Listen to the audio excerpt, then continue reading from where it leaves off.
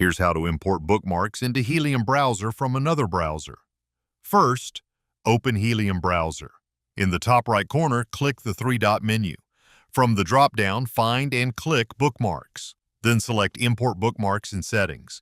A new window will appear where you can choose the browser you want to import from.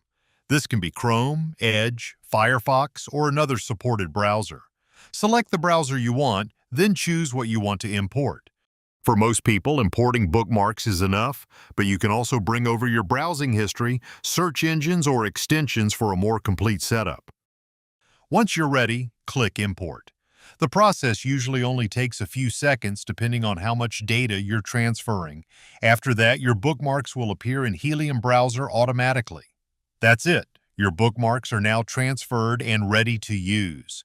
If this helped, consider liking the video and subscribing for more quick Helium Browser tutorials.